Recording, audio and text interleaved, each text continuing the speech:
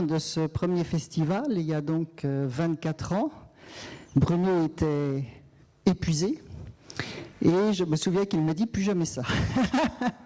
J'arrête là.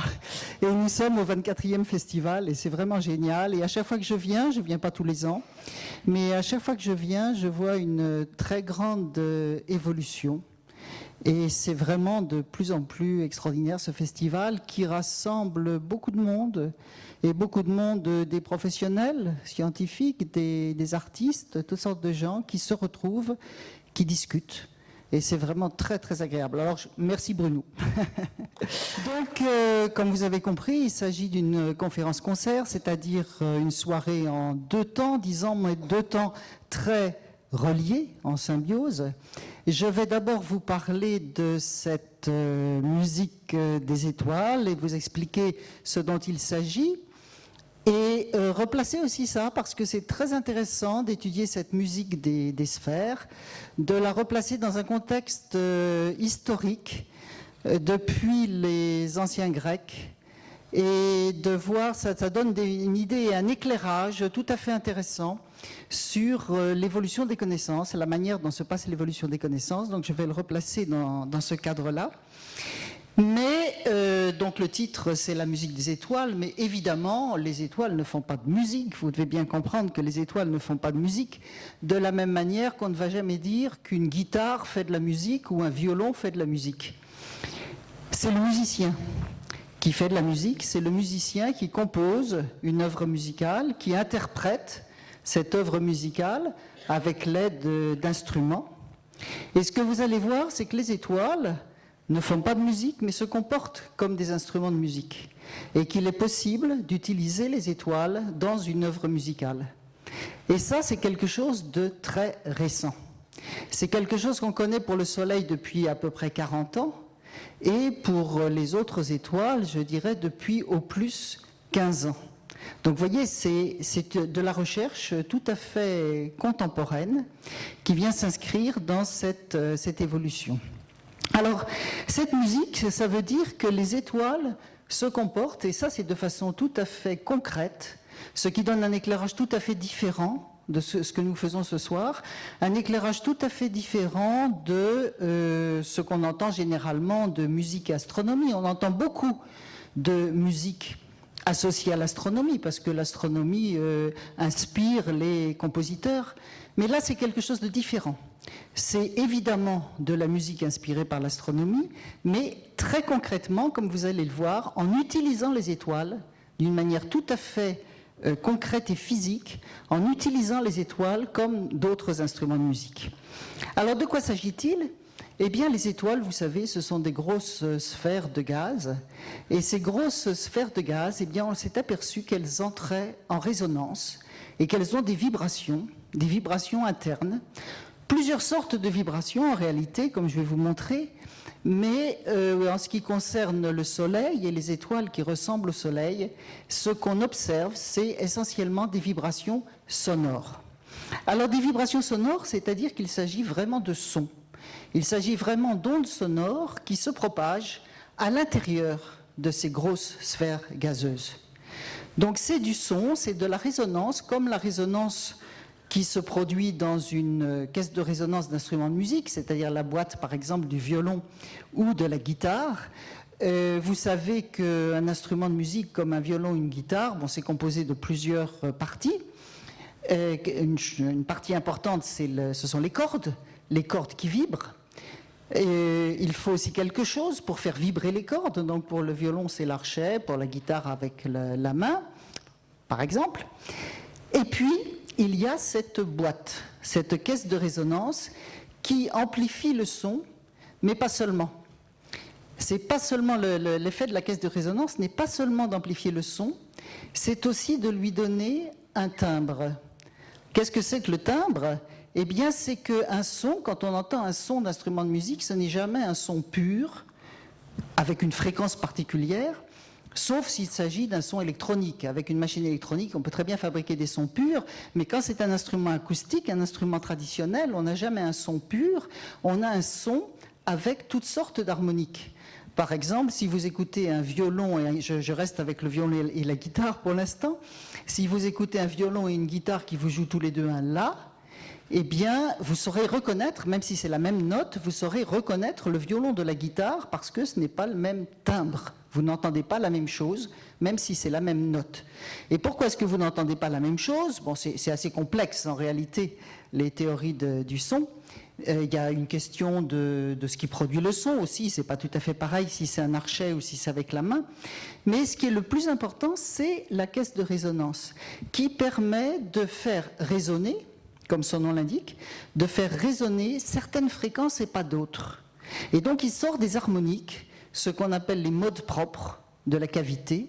Il sort des harmoniques à certaines fréquences et avec une certaine intensité. Et ce n'est pas les mêmes pour tous les instruments. Et c'est ça qui produit le timbre.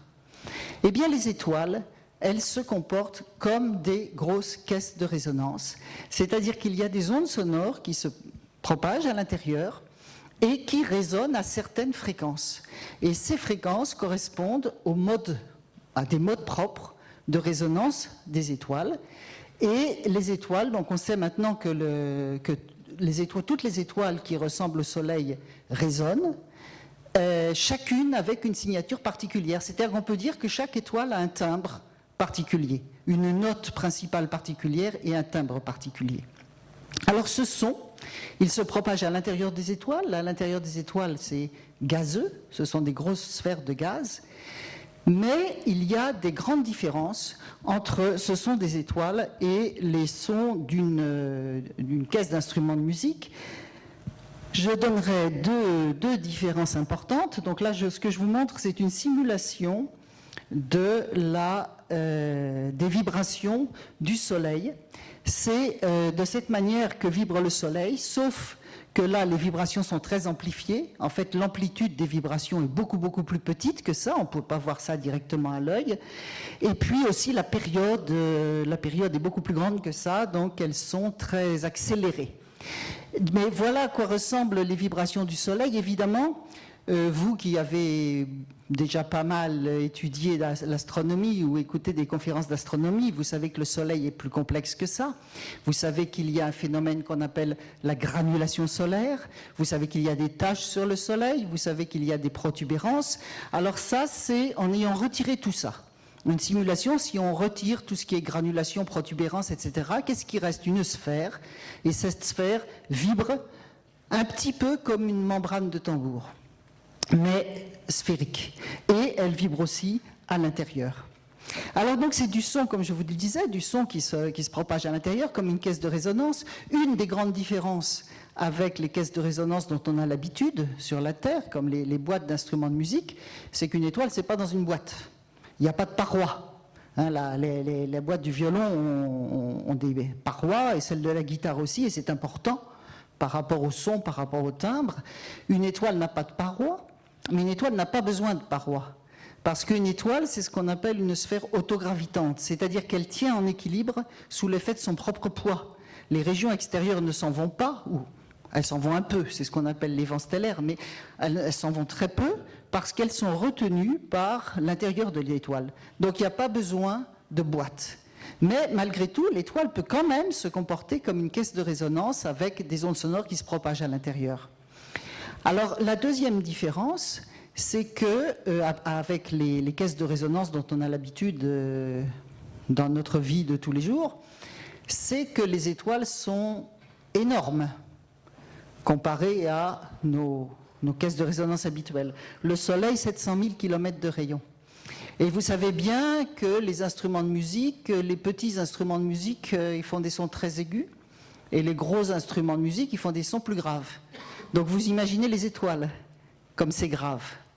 Donc en fait, le son des étoiles, ce sont des infrasons. En fait, l'oreille humaine est capable d'entendre des sons à peu près entre 20 et 30 Hz, les plus graves, et quelque chose comme 30 000 Hz, les plus aigus. Et là, les sons d'étoiles comme le Soleil, c'est de l'ordre de 3 millièmes de Hertz. Donc c'est beaucoup, beaucoup, beaucoup trop grave pour l'oreille humaine. Une dernière chose importante, c'est l'environnement des étoiles. Quand vous jouez d'un instrument de musique, vous entendez le son, vous entendez la musique, parce qu'il y a de l'air entre l'instrument et vous. Et cet air est absolument nécessaire pour la propagation des ondes sonores. Les ondes sonores, contrairement à la lumière qui se propage dans le vide, les ondes sonores ont besoin d'un support matériel pour se propager. L'air est un excellent support matériel. Le son peut aussi se propager dans les solides, dans les liquides d'une manière différente, mais surtout dans les gaz. Et s'il n'y avait pas d'air, là, entre vous et moi, vous ne m'entendriez pas du tout, même si je parlais aussi fort que maintenant. Entre les étoiles, et entre le Soleil et nous, et les étoiles et nous, il y a un peu de matière, vous le savez, c'est ce qu'on appelle les nébuleuses interstellaires, mais on ne se rend pas très bien compte en général que ces nébuleuses et toute cette matière qui se trouve entre les étoiles, en réalité, c'est plus vide que le vide le plus poussé qu'on peut avoir sur la Terre.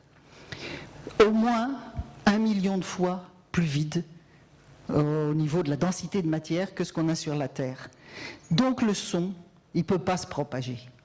Donc les étoiles font un son, elles sont comme une caisse de résonance, c'est-à-dire avec un son principal, avec des harmoniques, mais ce son, d'abord, il est beaucoup trop grave pour l'oreille humaine, et ensuite, de toute façon, on ne peut pas l'entendre parce que les ondes sonores ne se propagent pas dans l'espace. Alors vous vous demandez certainement comment on fait pour le savoir. Eh bien, vous voyez les vibrations, là on ne les voit pas à l'œil nu. Mais on a maintenant des techniques qui permettent de les mettre en évidence. C'est-à-dire que les astronomes se comportent comme des sourds, quelqu'un de malentendant, quelqu'un qui n'entend rien, et qui voit une personne jouer du tambour. Quelqu'un qui entendra le son du tambour, mais quelqu'un qui n'entend pas, eh bien il sera capable de dire si le tambour fait un son ou pas. Simplement en observant les vibrations de la membrane du tambour. Il verra quelquefois la membrane vibre et quelquefois elle ne vibre pas.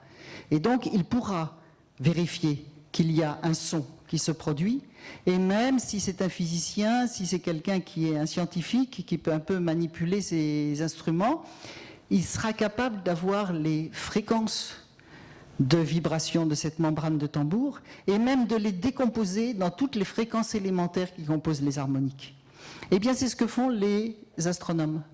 Ils sont capables d'étudier, par l'observation de la lumière, qui vient des étoiles, du Soleil d'abord. C'est beaucoup plus facile pour le Soleil que pour les autres étoiles, parce que le Soleil est près de nous, et on peut l'étudier beaucoup plus facilement. Donc, ils peuvent observer, pour le Soleil, les régions superficielles du Soleil et des étoiles. Ils peuvent observer ces vibrations.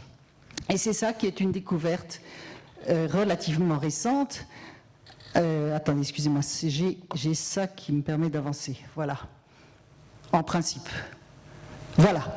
Alors, je ne vais pas beaucoup insister là-dessus, mais pour les gens parmi vous, je suis sûr qu'il y en a qui savent ce qu'est un spectre optique d'étoiles. D'ailleurs, je pense qu'on en parle ici à la ferme des étoiles. Ici, vous avez le spectre optique du Soleil, c'est-à-dire l'arc-en-ciel du rouge au violet. Et vous savez qu'il y a dans ce spectre du Soleil beaucoup de raies, des raies sombres. Donc là, ce spectre, c'est ce qu'on appelle un spectre échelle, c'est-à-dire que chaque ligne, c'est la suite de la ligne au-dessus. Et vous voyez toutes ces raies sombres et toutes ces raies sombres qui correspondent à des absorptions par des éléments, les éléments chimiques qui composent le Soleil.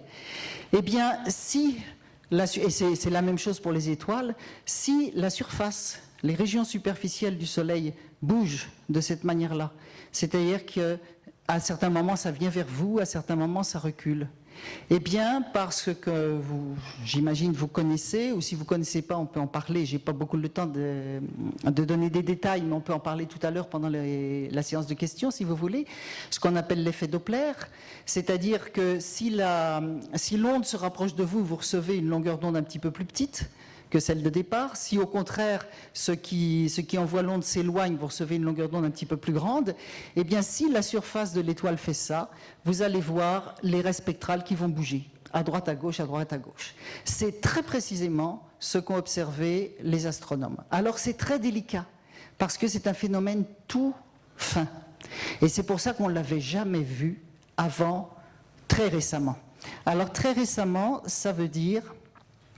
Je vous montre, parce que je trouve ça intéressant, le premier article qui concerne la découverte de ces vibrations du Soleil. Et voyez, ça date de 1961. Donc je vous disais 40 ans, ça fait 43 ans. Et non, ça fait 53 ans, pardon, 53 ans, mais ça, c'est la découverte des vitesses, et l'explication est venue 10 ans plus tard. Donc, vous voyez, 3 Américains qui ont publié, 3 Américains du California Institute of Technology en Californie, une université très réputée, et qui ont publié ça dans un journal très réputé aussi, qui s'appelle l'Astrophysical Journal. Et donc, c'est le résumé de la publication. Vous n'allez pas lire tout ça, mais c'est cette partie numéro 4, là. Alors, ce sont des gens qui avaient étudié les mouvements de la surface du Soleil parce qu'ils s'intéressaient à tout ce qu'on connaît, les phénomènes magnétiques, les protubérances, enfin, tout ce que vous pouvez imaginer. Et ils ont découvert, par hasard, que les vitesses verticales du Soleil montrent une corrélation en temps répétitive, frappante, avec une période de 300 secondes, ça fait donc 5 minutes, et ce mouvement quasi sinusoïdal a été, enfin ils l'ont suivi dans des raies spectrales, donc des éléments du calcium, aussi du fer, aussi du sodium, et ils discutent un petit peu sur l'énergie. Donc ces gens-là ont découvert ça par hasard. C'est très intéressant ça, je trouve, parce que c'est comme ça que se font les grandes découvertes en général. On cherche quelque chose, ils ne cherchaient pas ça du tout, ces gens-là. Ils n'avaient pas du tout l'idée qu'ils allaient trouver quelque chose qui allait devenir un sujet de recherche extrêmement important dans les années suivantes concernant les étoiles. Ils cherchaient autre chose et ils ont été surpris. Et la surprise, c'est quelque chose d'extraordinaire dans la recherche scientifique. Et je crois, je fais un petit couplet là, mais quand on nous demande de programmer à l'avance ce qu'on va découvrir dans quelques années, parce qu'il faut faire des dossiers, avoir de l'argent, etc., on peut programmer des choses. Il faut programmer des choses. Mais il faut toujours avoir en tête qu'on va bifurquer, qu'on programme, on a une idée, mais qu'on va tomber sur des surprises qui finalement vont nous faire découvrir autre chose. Et il faut accepter les surprises, et il faut accepter de pouvoir aller dans une autre direction que celle qu'on avait prévue au départ. Ça, c'est le cas. Alors ensuite, 10 ans plus tard, d'autres astronomes ont, après avoir fait des tas de calculs, ont compris que ces vibrations-là, eh bien, c'était la signature dans la lumière du Soleil des ondes sonores qui se propageait à l'intérieur et que le Soleil, justement, était comme une grosse caisse de résonance. Alors, très rapidement, voilà à quoi ressemble le Soleil à l'intérieur. C'est donc une grosse sphère de 700 000 km de rayon, des réactions nucléaires qui se produisent à l'intérieur, qui produisent l'énergie solaire. Cette énergie solaire, elle est transférée jusqu'à la surface, d'abord par transfert radiatif, transfert du rayonnement, ensuite dans les régions extérieures, c'est-à-dire les 30% des régions extérieures, vous avez une zone convective. Donc une zone convective, c'est des bulles qui montent et qui descendent, qui font une circulation, un petit peu comme de l'eau qui bout, sauf que là c'est du gaz, et ça transporte la chaleur vers l'extérieur, et finalement, à la fin, cette chaleur-là, eh bien, c'est la lumière solaire qui nous arrive avec son éclairage et sa chaleur.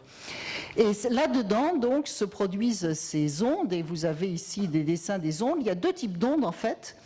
Ce qu'on appelle les ondes sonores, qui sont aussi des ondes de pression. Donc, en voilà une qui est dessinée là, mais il y en a beaucoup d'autres. Ça se propage partout à l'intérieur du Soleil. Un type d'ondes qu'on appelle des ondes de gravité, qui sont des ondes comme celles que vous avez quand vous lancez une pierre dans l'eau.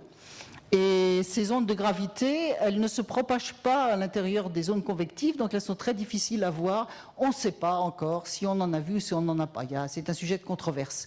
Mais je ne vous parlerai pas de ces ondes-là qui n'arrivent pas vraiment à la surface, je vous parlerai de ces ondes sonores qui font vibrer le Soleil comme une caisse de résonance.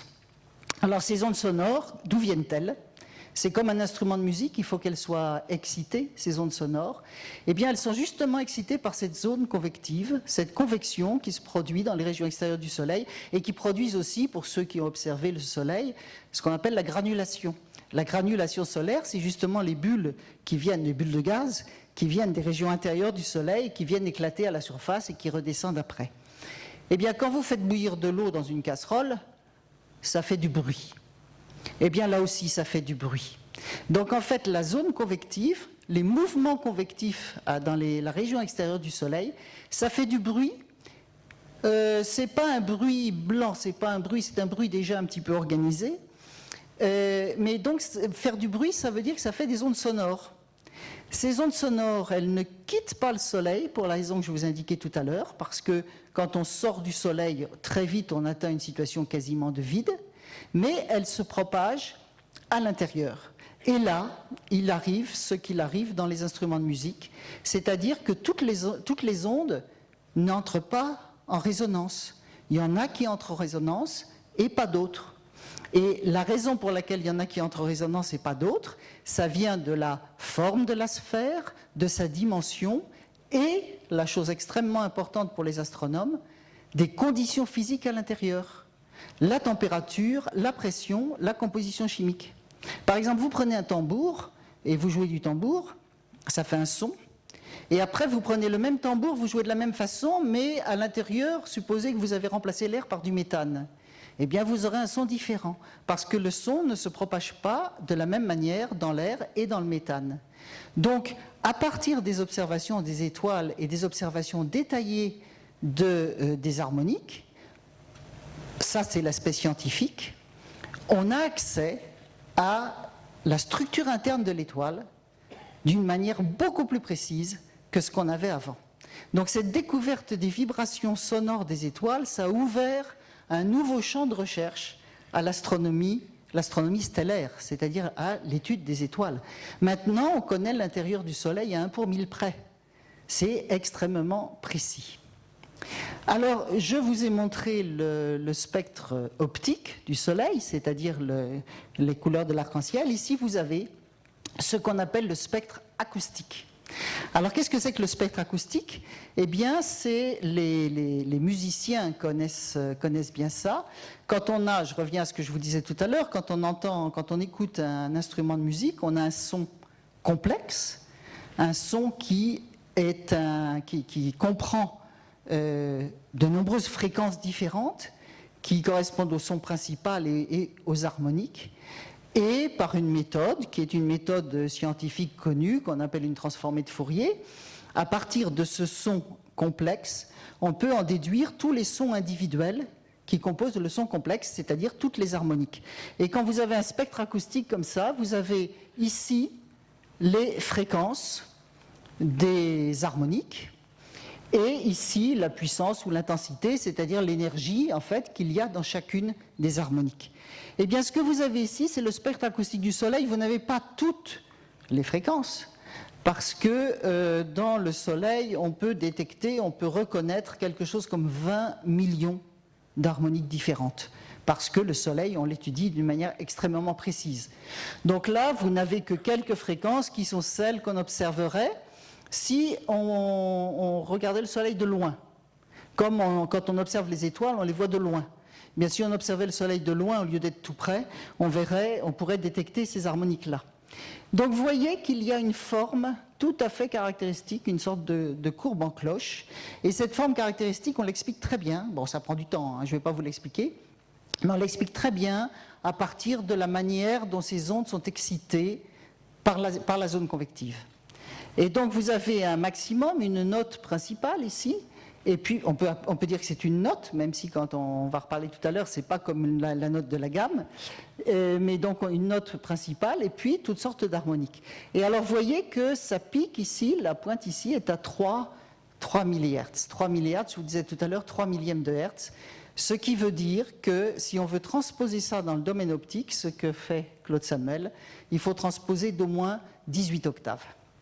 Mais c'est un spectre acoustique qui ressemble tout à fait au spectre acoustique d'instruments de musique. Là, vous avez deux spectres acoustiques d'une même flûte traversière qui joue la note Fa, sauf que la personne qui joue ne joue pas de la même manière. Vous savez, la flûte traversière, suivant la manière dont vous jouez des lèvres, dont vous soufflez, vous pouvez obtenir une résonance un peu différente. Donc ça, c'est deux résonances différentes de la même flûte traversière. Et donc là, vous avez les harmoniques de la flûte. Là, ce sont les mêmes fréquences. Ce qui est différent, c'est la puissance dans chacune. Vous voyez qu'ici, dans ce cas-là, vous avez une puissance, une intensité de certaines harmoniques ici qu'on ne retrouve pas là. Et ça suffit pour donner un timbre différent au son. Et vous voyez que là, les fréquences les plus importantes, c'est de l'ordre de 500, entre 500 et 1000 Hertz, ça c'est tout à fait dans le domaine audible. Voilà, donc c'est les découvertes récentes, et très rapidement je vous montre quelques instruments avant de passer après à la partie un petit peu plus philosophique et ensuite à la musique. Donc des instruments pour observer le soleil. Le soleil, on l'utilise vraiment pour avoir une précision extrêmement grande. Et pour avoir une précision extrêmement grande, il faut pouvoir observer ces vibrations du soleil de tous les côtés, tout autour du soleil. Et le soleil, on n'en voit qu'une face, sauf qu'il tourne sur lui-même en un mois. Donc en fait, si on veut observer en détail les ondes qui viennent du soleil, suffisamment pour avoir la grande précision dont je vous parlais tout à l'heure, 1 pour 1000 sur ce qu'on connaît de l'intérieur du soleil, il faut pouvoir observer le soleil en continu pendant au moins un mois. Et observer le soleil en continu pendant au moins un mois, c'est pas évident, parce que quand on observe le soleil, il se couche le soir. Donc il y a 3 moyens, ou bien on va en Antarctique, et les premières observations détaillées du soleil se sont faites en Antarctique pendant l'été polaire. On peut voir, le soleil ne se couche pas du tout, donc on peut voir le soleil pendant plusieurs mois d'affilée. Ou bien on va dans l'espace. Voilà le satellite SOHO qui est dans l'espace depuis très longtemps et qui a beaucoup observé le soleil de toutes sortes de manières. Ou bien on a des réseaux autour de la Terre, de telle manière que quand le soleil se couche quelque part, eh bien, il y a des amis un petit peu plus loin, ailleurs, dans un autre pays, qui ont commencé à l'observer, et de telle manière que ça fait une chaîne, et qu'on observe le soleil en permanence. Donc là, c'est le réseau le plus important, vous voyez, qui a 6 endroits. C'est pas spectaculaire du tout. Les images, ça ressemble à des algécos, mais dedans, il y a des instruments extrêmement précis. Et donc, vous voyez, si on part de la gauche, il y en a en Australie, à Hawaï, en Californie, au Chili, dans les îles Canaries et en Inde. C'est un réseau international, tout le monde travaille ensemble, et pas seulement les gens de ces pays-là, mais il y a tout un réseau de gens qui étudient les données qui proviennent des vibrations solaires à partir de ce réseau. Alors pour les étoiles, je ne vais pas entrer dans les détails, mais vous comprenez bien que pour les étoiles, on a une beaucoup moins grande précision que pour le Soleil, mais on essaye quand même d'avoir une information suffisante pour mieux comprendre l'intérieur des étoiles et aussi pour mieux comprendre, mieux connaître leur masse, leur rayon, leur température. Et tout ça, on peut l'obtenir à partir de l'étude de leurs vibrations. Et dans son introduction, Bruno nous parlait des exoplanètes. Je ne vais pas beaucoup vous parler des exoplanètes, ce n'est pas mon but. Simplement, je voudrais dire que ce sont les mêmes instruments qui permettent d'observer les vibrations d'étoiles et de détecter des planètes qui tournent autour de ces étoiles. Les vibrations d'étoiles, ça fait des effets sur la surface de l'étoile. L'existence de planètes autour, ça fait bouger un petit peu les étoiles. Les mêmes instruments permettent d'observer les deux. Et on va encore plus loin, c'est qu'on essaye d'étudier les vibrations des étoiles qui sont au centre du système planétaire parce que ça permet de mieux connaître leurs paramètres, leur masse, leur rayon, etc. Et donc de mieux connaître aussi ceux des planètes. Parce qu'on connaît les masses, rayons, etc. des planètes en fonction de ceux de l'étoile. Donc si on connaît mieux l'étoile, on connaîtra mieux aussi les planètes. Donc voilà un instrument qui s'appelle SOFI, qui est une sorte de spectrographe qui se trouve à l'Observatoire de Haute-Provence et qui permet à la fois de détecter des planètes autour des étoiles et puis d'étudier leurs vibrations. Un autre, il y en a d'autres dans le monde. Celui-ci est au Chili, à l'Observatoire de La Silla. Donc un des observatoires chiliens, vous savez qu'il y en a plusieurs.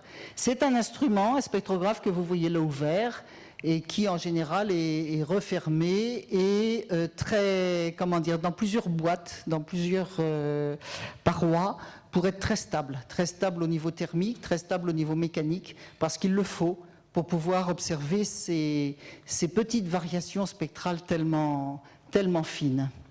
Et puis, on peut aussi aller dans l'espace, là aussi, pour observer les étoiles. Donc, par exemple, le satellite COROT, qui maintenant ne fonctionne plus, et qui a été lancé en décembre 2006 spécialement pour ça. Donc, à la fois pour étudier les vibrations sonores des étoiles et détecter des exoplanètes. Et puis, un satellite américain qui s'appelle Kepler, qui, lui, est encore en train de fonctionner, même s'il a des petits problèmes, qui avait été lancé en 2009. Et c'est simplement pour vous montrer que c'est en pleine expansion et qu'il y a des projets pour l'avenir. Un projet américain qui s'appelle TESS, qui doit être lancé en principe en 2017, et un projet européen de l'Agence spatiale européenne qui pour l'instant porte le nom de Plateau, comme Platon, et qui est supposé être lancé en 2024 si tout va bien. Ce qui montre aussi autre chose, j'ai entendu un petit peu Michel Spiro tout à l'heure par rapport aux accélérateurs, c'est un petit peu la même chose. Au point où on en est maintenant dans la recherche scientifique, en tout cas nos types de recherche, on prévoit des instruments, on prépare des instruments, on commence à construire des instruments, mais c'est tellement long maintenant parce que il faut que les instruments soient acceptés, ensuite il faut tout le temps de préparation, surtout les instruments spatiaux. Donc en fait on prépare des instruments et c'est non pas nos descendants, mais nos successeurs qui ensuite feront le travail d'étudier les résultats. Donc c'est la manière dont les choses se passent maintenant dans les disciplines de la recherche scientifique. Alors, je vais passer maintenant à la deuxième partie de mon exposé, après vous avoir expliqué cette musique des sphères, parce que là, il s'agit, vous comprenez bien, de la vraie musique des sphères. La musique des sphères concrètement, c'est-à-dire des ondes sonores qui résonnent à l'intérieur d'une sphère. Alors évidemment, ce n'est pas sans nous rappeler une autre musique des sphères. Une autre musique des sphères qui est restée dans les esprits des gens pendant de nombreux siècles et qui, elle, ce que j'appelle l'ancienne musique des sphères, qui, elle, date des anciens Grecs. Donc on va faire une petite incursion dans la Grèce antique et réfléchir un petit peu à l'évolution des connaissances en parallèle, en astronomie et en musique, pour finalement arriver à retrouver notre musique des étoiles telle qu'on la connaît actuellement. Alors, que se passait-il chez les anciens Grecs? Donc, les anciens Grecs, je commence aux pythagoriciens. Là, vous avez des dates de Pythagore, mais il ne faut pas y attacher beaucoup d'importance, parce qu'on ne sait même pas s'il y a eu un personnage qui s'appelait vraiment Pythagore. Ce qu'on sait, c'est qu'il y a eu un groupe de penseurs qui étaient les pythagoriciens et qui vivaient à peu près à cette époque-là. Et puis, je vous ai donné des dates de Platon, d'Aristote et Aristarque, dont je vais reparler un petit peu plus après. Et donc, quelle était l'image du monde qu'il y avait chez les anciens Grecs? Eh bien, c'était quelque chose comme ça, c'est-à-dire la Terre au centre du monde, et les planètes tournaient autour de la Terre. Donc, les planètes tournaient autour de la Terre, mais parmi les planètes, on connaissait 5 planètes à l'époque, de ce qu'on appelle encore planètes maintenant. C'est-à-dire Mercure, Vénus, Mars, Jupiter et Saturne, c'était les 5 planètes qu'on peut voir à l'œil nu. Et ces anciens Grecs classaient aussi parmi les planètes la Lune et le Soleil, parce que les planètes, c'était tout ce qui bouge par rapport aux étoiles. Et la Lune et le Soleil bougent par rapport aux étoiles. Et les distances, là, enfin l'ordre par rapport à la Terre était supposé être l'ordre de distance, qui est plus ou moins correct. Donc la Lune d'abord, et puis Mercure, Vénus, le Soleil, Mars, Jupiter, Saturne. Une chose très importante, c'est que le Soleil, qui est un astre tout à fait particulier, c'est l'astre qui nous chauffe, c'est l'astre qui nous donne la vie, c'est l'astre qui nous éclaire. Dans ce schéma, le Soleil était tout à fait au milieu, comme un pilier central. Et ça, c'est important aussi par rapport à la musique. Et c'est aussi, alors en aparté, je le dis toujours parce que c'est intéressant, c'est de là que viennent les noms des jours, en tout cas les nôtres, en français. Avec la Lune d'abord pour le lundi, ensuite Mars le mardi au-delà du Soleil, on fait des allers-retours par rapport au Soleil, ensuite Mercure le mercredi, Jupiter le jeudi, Vénus le vendredi, Saturne le samedi, et on termine au milieu par le Soleil, le pilier central, le dimanche. J'ai appris récemment que les noms des jours anglais et allemands, c'est qu'ils avaient remplacé par des dieux celtes les nôtres. Bon, voilà. Enfin, en tout cas, c'est un monde clos. C'est un monde où les planètes tournent autour de la Terre d'un mouvement circulaire uniforme. Et au-delà des planètes, il y a le firmament. Et au-delà du firmament, l'habitacle de Dieu. Voilà. Ça, c'était le monde, ou des dieux. C'était le monde de l'époque. Et ce qui est intéressant, c'est que les planètes devaient obligatoirement tourner autour de la Terre d'un mouvement circulaire uniforme. Et pourquoi est-ce qu'elles devaient obligatoirement faire ça, les planètes? C'est parce que c'était la vision de l'esprit humain de l'époque. Et la vision de l'esprit humain, c'était l'harmonie du monde. Le monde devait être harmonieux. Le monde devait être harmonieux et en plus, il devait être parfait. C'est-à-dire que sur Terre, c'était le mal. Pas que le mal, mais enfin beaucoup le mal. Et au-delà de la Lune, tout devait être parfait. Donc parfait, ça voulait dire que toutes les planètes étaient forcément des sphères parfaites et qu'elles tournaient autour de la Terre d'un mouvement parfait, c'est-à-dire circulaire uniforme. Ce qui est intéressant, c'est que même à l'époque, les gens savaient, plus ou moins, mais enfin quand même, que ça ne marchait pas comme ça. Et ils savaient que ça ne marchait pas comme ça parce que ce n'est pas compliqué. Il suffit de regarder la planète Mars dans le ciel au cours du temps et on voit que la planète Mars, elle se déplace par rapport aux constellations, de temps en temps elle revient en arrière pour repartir. Et ça, c'est impossible à expliquer par un mouvement circulaire uniforme de la planète Mars autour de la Terre. Alors, quelle est la réaction des gens à ce sujet? Et je trouve ça très intéressant, parce que c'est ce qui s'est passé à l'époque des anciens Grecs, et il se passe encore des choses comme ça maintenant. À un autre niveau, d'une autre manière, mais enfin quand même.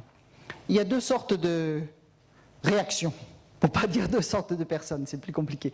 Il y a deux sortes de réactions. La première réaction, c'est de dire « Oh, il y a des problèmes, on ne s'en occupe pas », parce que ce qu'on veut, c'est que la théorie marche bien. Et la deuxième réaction, c'est de dire « Oh, il y a des problèmes, c'est intéressant ». S'il y a des problèmes, si la nature nous offre des observations qui nous montrent qu'il y a des problèmes, eh bien, il faut aller dedans, parce qu'on va apprendre des choses nouvelles. Eh bien, déjà, c'était le cas à l'époque. Les premières personnes qui voulaient absolument que la nature satisfasse l'esprit humain et qui refusaient les observations avec des hiatus, eh bien, c'était Platon, Aristote et d'autres. Et Platon, il est très, très virulent avec ça dans la République. Il y a vraiment des textes. C'est l'esprit humain qui est prépondérant et en plus, tout va de façon mathématique, théorie des nombres, etc. Et ce qui ne convient pas, on essaye de ne pas s'en occuper. Et une personne qui avait un état d'esprit différent, c'était Aristarque de Samos. Il n'y a pas que lui. Il y avait d'autres philosophes grecs qui avaient un état d'esprit différent aussi. Aristarque de Samos, lui, il a dit, il y a un problème avec la planète Mars, il y a des problèmes là, et tout marcherait mieux si la Terre tournait autour du Soleil comme les autres planètes. Et ça, c'était à cette époque-là. Aristarque a laissé des écrits, mais pas sur ce sujet, mais il y a des écrits de Archimède qui citent explicitement Aristarque avec cette théorie. Donc c'est quelque chose de sûr, simplement, ça n'a pas été accepté à l'époque, il a fallu attendre plus de 18 siècles pour y revenir. Donc voilà, c'est quelque chose d'intéressant au niveau de la conception du monde qu'il y avait à l'époque. Alors la musique. La musique, les pythagoriciens étaient donc un groupe de philosophes qui ont beaucoup travaillé sur la musique. Et en particulier sur les vibrations des cordes. Alors les vibrations des cordes, l'idée c'est d'avoir une corde avec deux taquets fixes, les deux extrémités fixes, et on la faisait vibrer. Alors c'était une vibration, j'appelle ça do par exemple, on n'appelait pas ça do à l'époque, ça c'est récent ça, mais c'est pour fixer les idées. Et si ce taquet mobile, on le fait bouger de telle manière qu'on ne prend que les 3/4 de la corde, on a un son qui fait avec le premier un intervalle tout à fait caractéristique, qu'on appelle maintenant la quarte. Et donc, si ça c'est un do, là on a un fa. Et puis, si au lieu de raccourcir la corde d'un quart, on raccourcit la corde d'un tiers, on a la vibration à la quinte, c'est-à-dire le sol par rapport au do de départ. Donc ça, ce sont des intervalles fondamentaux, la quarte et la quinte. Et à partir de là, les pythagoriciens ont construit une gamme, qui est la gamme de Pythagore, ce qu'on appelle la gamme de Pythagore.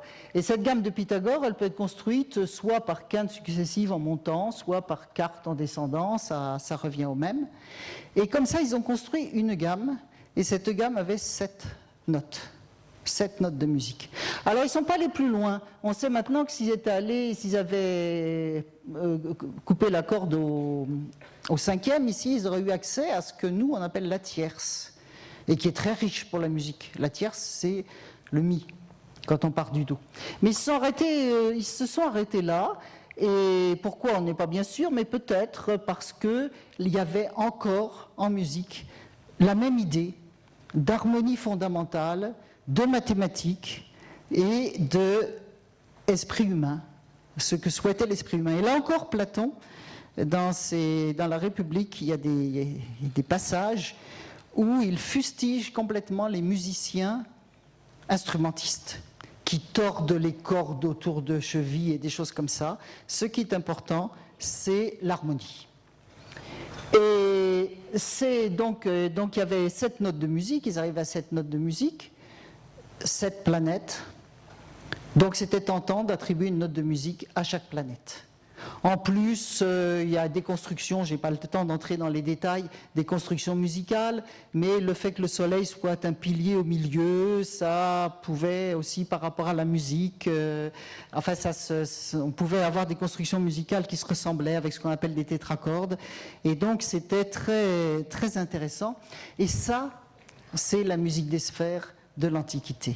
Et c'est ça qu'on a appelé la musique des sphères pendant tellement, tellement d'années. Et là, vous avez une gravure d'un moine musicien et qui s'intéressait à l'astronomie aussi, Gaffurius. Vous voyez les dates ici, 1451-1522. Il a été contemporain de Copernic. Et ça, cette gravure, ça vous montre, je ne vais pas rentrer non plus dans les détails parce qu'il y a beaucoup de choses là-dedans, mais vous avez la Terre ici qui est un pilier, le centre du monde. Vous avez les planètes qui sont là, toujours dans le même ordre, depuis la Lune jusqu'à Saturne, et puis là, le firmament. Bon, au-dessus, c'est pas là, mais il y a Dieu aussi. Il y a là des muses. Et puis, ce que vous voyez ici, bon, ce n'est pas des notes de musique, parce qu'à l'époque, on ne parlait pas de notes de musique, c'est des modes musicaux, mais vous avez par exemple le mode lydien, le mode phrygien, le mode dorien, et vous avez les intervalles, là, ton, demi-ton, c'est la gamme. C'est la gamme. Donc il y avait vraiment une connexion entre la gamme musicale et puis les planètes, et tout ça, c'était l'œuvre de Dieu qui était à la fois astronome, créateur et musicien. Donc ça, c'est la musique des sphères de l'Antiquité. Et à cette époque-là, donc on était quasiment contemporain de Copernic, à cette époque-là est arrivé le modèle de Copernic, qui en fait n'est rien d'autre, quand même peut-être mieux, mais que l'idée qu'avait eue Aristarque 18 siècles plus tôt. Et donc la différence entre le modèle de Copernic et puis les modèles anciens, c'est que là, le Soleil est le centre du monde. Le Soleil est le centre du monde, la Terre est là, la Terre tourne autour du Soleil. Maintenant, quand vous regardez cette image qui vient du livre de Copernic et que vous comparez aux anciens, à part le fait qui est très très important, je ne néglige pas du tout ça, que ce qui est au centre, c'est le Soleil et pas la Terre. Sinon, dans le modèle de Copernic, c'est encore un modèle complètement fermé, ils se ressemblent beaucoup, complètement fermé, avec ici le firmament et rien au-delà. L'au-delà, justement. Et donc, il y a eu beaucoup de discussions à l'époque, les découvertes de Galilée, Kepler, je ne vais pas rentrer dans les détails. Je dirais un mot de Giordano Bruno. Giordano Bruno, qui était un prêtre, j'ai envie de dire anarchiste, qui avait des tas d'idées bien différentes des idées acceptées à son époque. Et parmi ces idées, la pluralité des mondes. C'est-à-dire que Giordano Bruno, lui, avait l'idée d'un univers infini. Et que peut-être ce système solaire n'était pas unique. Et Giordano Bruno, pour ça et d'autres choses, vous savez qu'il a eu bien des problèmes. Il a été brûlé vif à Rome en 1600 à cause de ces idées, de toutes ces idées. Alors j'en profite juste pour faire une toute petite publicité, c'est que en octobre prochain, si vous êtes dans la région, il y a un colloque organisé sur Giordano Bruno, un colloque pour le grand public. Donc si vous êtes là, vous êtes bienvenus. Alors maintenant, évidemment, non seulement on sait que la Terre est une planète, là vous avez une image de prise depuis Saturne avec la sonde spatiale Cassini, où vous voyez ici, au milieu des anneaux de Saturne, là c'est pas un satellite de Saturne, c'est la Terre que vous voyez là. Donc maintenant, évidemment, on sait que la Terre est une planète. Et puis, très rapidement, ça date déjà d'1 an, mais je crois que ça n'a pas tellement évolué, il y a plein plein de planètes autour d'autres étoiles que le Soleil. C'est-à-dire que l'idée de Giordano Bruno était totalement vraie. Il y a plein de systèmes stellaires et le système solaire n'est pas du tout unique et même c'est banal. C'est-à-dire que c'est normal que des étoiles naissent avec des planètes autour. Et là, ce que vous avez, c'est les planètes connues il y a un an, c'était en 2013. Ça, c'est la distance à l'étoile. Ça, c'est la masse de la planète par rapport à la masse de Jupiter. Je ne rentre pas dans les détails, il y en a beaucoup. Je crois qu'à l'époque actuelle, on atteint à peu près 1 millier de planètes confirmées et plusieurs milliers, beaucoup de planètes candidats dont on n'est pas tout à fait sûr, mais qui sont probables. Alors la musique, puisque je fais un parallèle entre l'évolution de l'astronomie et de la musique a beaucoup évolué, la théorie musicale a beaucoup évolué, et maintenant on ne parle plus de cordes vibrantes qui sont un peu raccourcies, mais on sait qu'il s'agit en réalité des harmoniques d'une corde. C'est-à-dire que si vous avez une corde qui vibre à la vibration fondamentale Do, si vous la pincez en son milieu, on a la première harmonique qui est le Do à l'octave. Ensuite, si on la pince 2 fois, on a le Sol, qui est le même Sol que celui qu'avaient les anciens. Ensuite, on a à nouveau un Do. Ensuite, la tierce que les anciens n'avaient pas. La quarte n'est pas une harmonique naturelle d'une corde. On retrouve la quarte quand on passe de la quinte à l'octave. La quarte est un complément de la quinte à l'octave. Si vous prenez ici, par exemple, uniquement cette partie-là, de la vibration à la quinte, et vous voyez en dessous ce qui se passe, vous avez à peu près la même image qu'ici en partant du fondamental à la quarte. Donc ça, c'est l'image moderne. La gamme de Pythagore, qui est encore notre gamme actuelle avec quelques modifications. La gamme de Pythagore correspond à une construction d'intervalles qui sont les harmoniques qui correspondent aux harmoniques d'une corde vibrante. Et c'est la musique classique qu'on a encore maintenant, elle est construite à partir des vibrations des cordes, c'est-à-dire des vibrations des instruments à une dimension. Et il y a bien des instruments qui ont plus qu'une dimension, donc par exemple les timbales d'orchestre. Donc les timbales d'orchestre, c'est une membrane avec une caisse de résonance justement. Là vous avez des timbales d'orchestre avec un petit marteau qui est relié à un système électronique qui permet de faire vibrer la membrane de façon avec une fréquence pure. Et sur la membrane vous avez mis de la poudre noire. Et quand vous faites vibrer la membrane, la poudre saute là où ça vibre et vient s'installer là où ça vibre pas. Et on peut comme ça matérialiser les harmoniques. Et les harmoniques d'une membrane sont des fréquences, correspondent à des fréquences, à des vibrations qui ont des lignes de nœuds. Alors que pour les cordes, vous avez des nœuds, des points. Là, vous avez des lignes de nœuds qui peuvent être soit des grands cercles, soit des diamètres. C'est ce qu'on appelle les figures de Chladni. Et ça donne des fréquences, des vibrations, des sons qui ne sont pas les mêmes que les fréquences des vibrations d'une corde.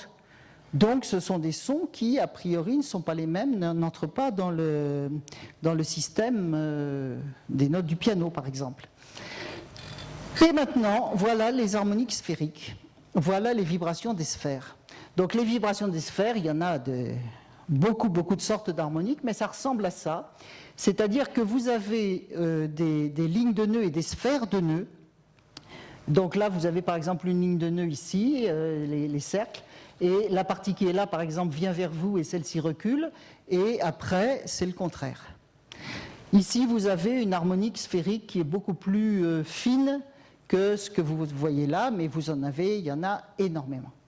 Donc nous voici revenus à la vibration des sphères et la vibration des étoiles dont je vous ai parlé au début.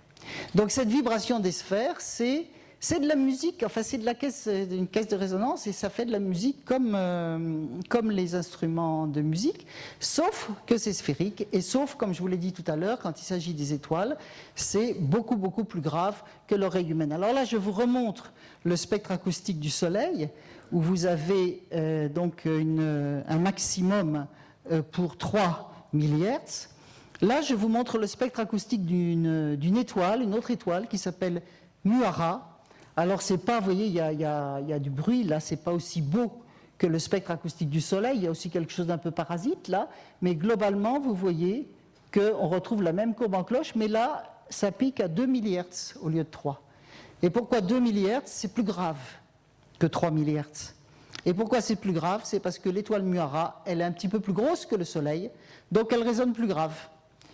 C'est une étoile pour laquelle, je dis ça très rapidement, c'est une étoile centrale de système planétaire. Voilà à quoi ressemble son système planétaire. Vous voyez, là, vous avez le système planétaire de Muara superposé au système planétaire, au système solaire.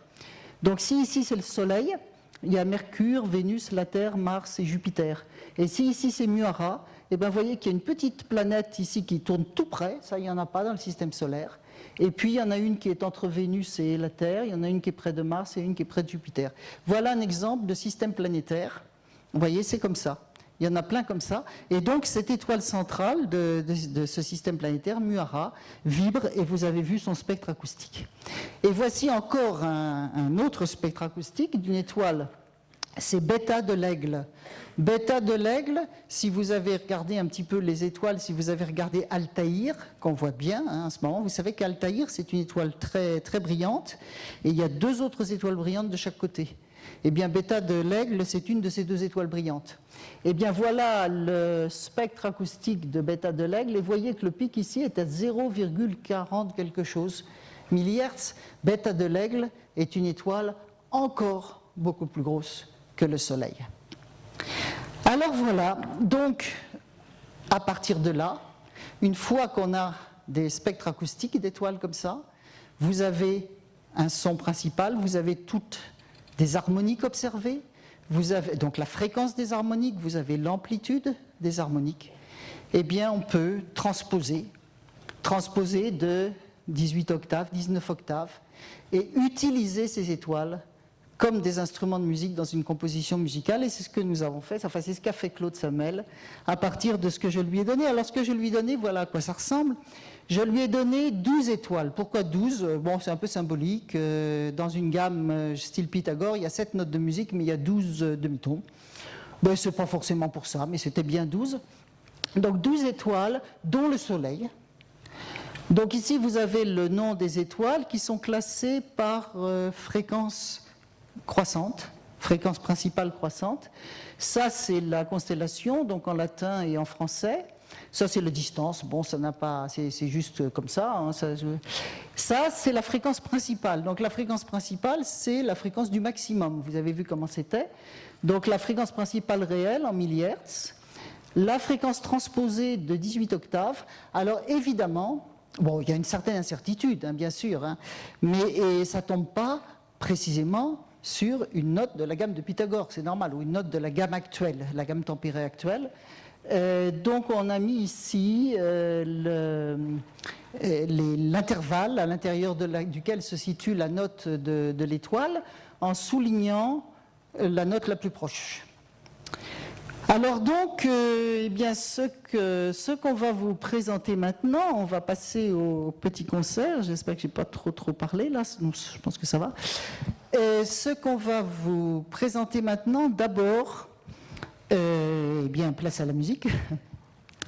D'abord, pour bien fixer les idées, parce que ça me semble assez important, et Claude Samel aussi, on va vous faire écouter, pas toutes les 12 étoiles, ce serait fastidieux, mais on va vous faire écouter quelques-unes de ces étoiles, le son brut, le vrai son, c'est-à-dire, là vous comprenez bien qu'il s'agit pas de musique inspirée par les étoiles, ça va venir, mais là, il s'agit vraiment des sons des étoiles, transposés de 18 octaves. Donc on va vous faire écouter le son tu peux venir le mettre en place là, on va vous faire écouter le son de quelques étoiles, 4 je crois, 4 de ces étoiles-là, vous allez voir à quoi ça ressemble. Et ce son, donc, il est composé de toutes les harmoniques qu'on connaît actuellement, hein. Bien sûr, il peut y en avoir d'autres plus tard, avec l'amplitude mesurée. Et à partir de là, eh bien, ça peut laisser libre cours à la création musicale. Alors la création musicale, elle peut venir en utilisant les notes globales des étoiles, les notes principales, ou en jouant aussi avec les harmoniques. Et puis, à partir de là, le musicien créateur, il peut se laisser aller à la création musicale. Donc, on On va d'abord écouter les quelques étoiles, là, et puis ensuite on va reprendre. Donc il y en a 5. Voilà. Si tu veux dire un mot. Voilà, oui, 5 étoiles qui ont été synthétisées à l'aide donc d'un synthétiseur d'étoiles. Alors il n'existait pas nulle part de synthétiseur capable, enfin conçu réellement pour synthétiser les fréquences d'une centaine d'oscillateurs. Pour le Soleil, il en fallait un certain nombre. Et donc, il fallait, dans un logiciel, créer spécifiquement un synthétiseur capable, donc justement, qui offre des oscillateurs capables de créer chacun un son pur. Et c'est l'accumulation de plusieurs dizaines de sons purs à la fois qui donne le timbre de chaque étoile. Tu les fais marcher ? Voilà.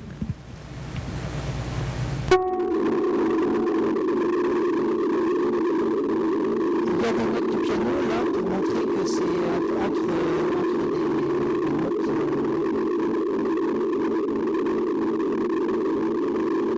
Ça, ce sont les harmoniques, donc les chiffres donnant les fréquences et les amplitudes de chaque harmonique, de chaque étoile.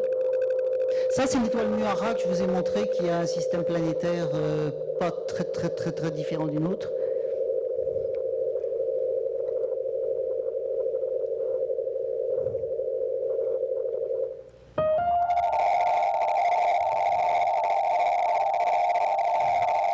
Donc Iota Or, dans la constellation de l'horloge, dans l'hémisphère sud. Elles sont là aussi par ordre de fréquence croissante.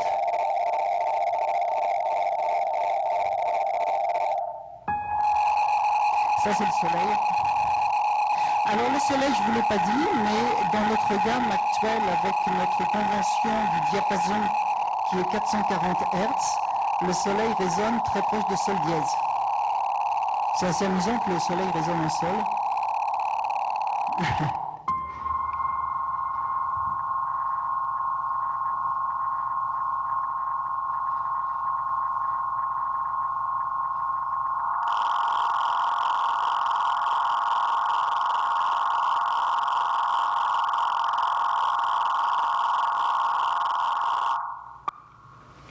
Voilà.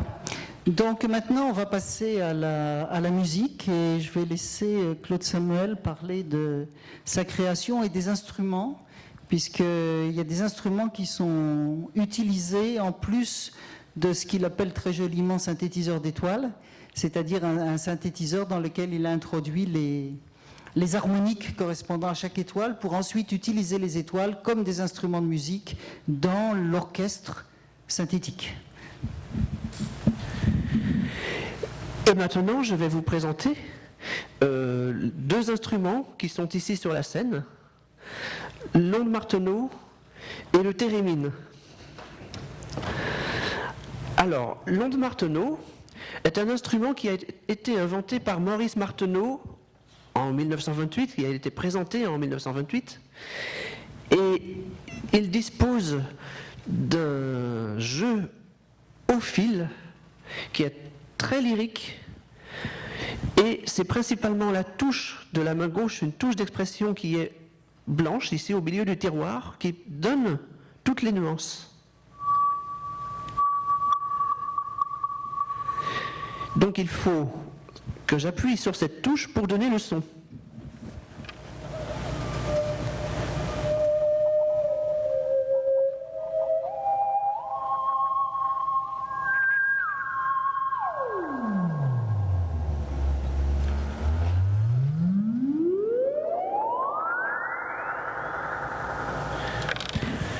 Nous disposons aussi d'un jeu au clavier.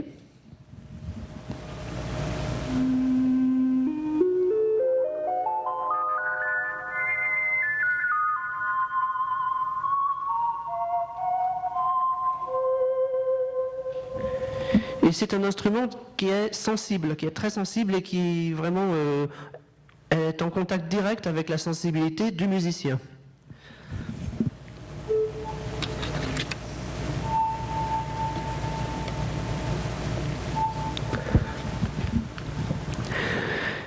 Voici maintenant le thérémine. Alors le thérémine est un instrument qui a été inventé par un Russe qui s'appelle Léon Térémine, qui dispose de 2 antennes.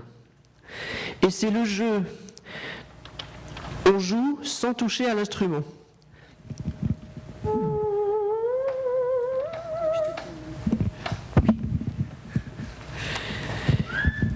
Alors, l'antenne de la main droite permet de contrôler la hauteur de la note, donc la fréquence.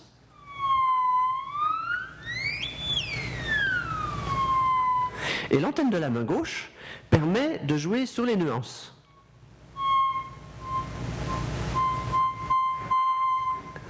Alors après, par exemple, voici très brièvement un exemple de petite mélodie jouable au thérémine. Alors là, il faut que je te éloigne. Ah oui.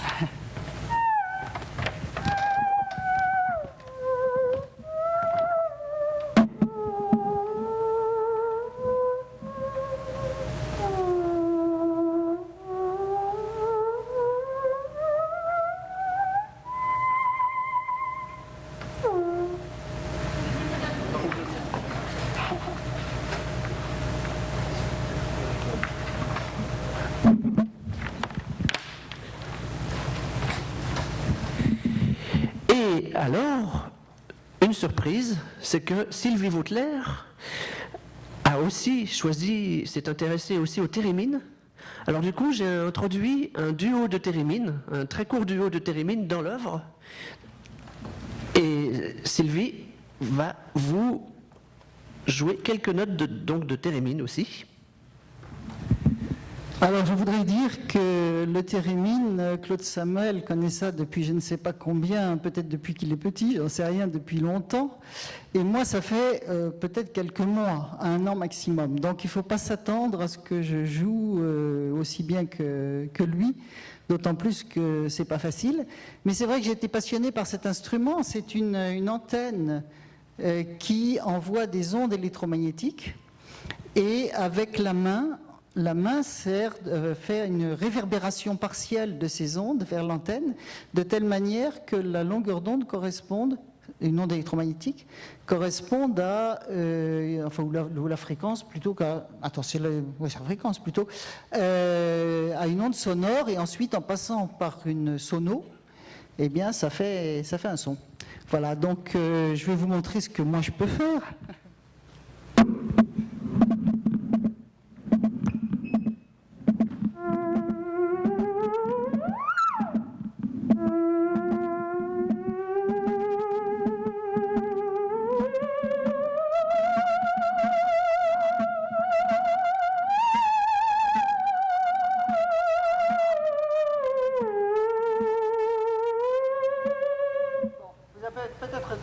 Chanson russe, peut-être pas, qui s'appelle La petite cloche monotone. Donc en fait c'est un tout petit duo parce que c'est surtout Claude Samuel qui va jouer, mais il a eu la gentillesse d'introduire un petit peu de duo, et en particulier une sorte de renvoi, de balade entre les 2 étoiles Alpha Centauri A et B. Alors, qui tournent l'une autour de l'autre. Il y en a une 3e, comme vous savez peut-être, qui est Proxima, mais celle-là, on ne connaît pas ses oscillations. Tandis qu'Alpha Centauri A et Alpha Centauri B, on les connaît toutes les 2. Alors ça va être dans la musique, mais c'est juste pour vous montrer, et avec toute votre indulgence. C'est pour vous dire maintenant, donc vous allez entendre la musique composée par Claude Samuel. Et cette musique, il y a plusieurs aspects en même temps.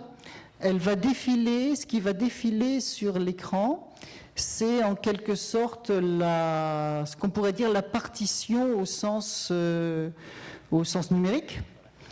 Vous allez voir à gauche les instruments et des lignes qui se déroulent et qui correspondent au son synthétisé pour ces instruments. Et tout en haut, il y a les étoiles qui ne sont pas marquées étoiles, qui sont marquées réacteurs, mais voilà. Et donc, il y a certains passages qui vont être sur lesquels vont se superposer les ondes Martenot ou éventuellement le thérémine.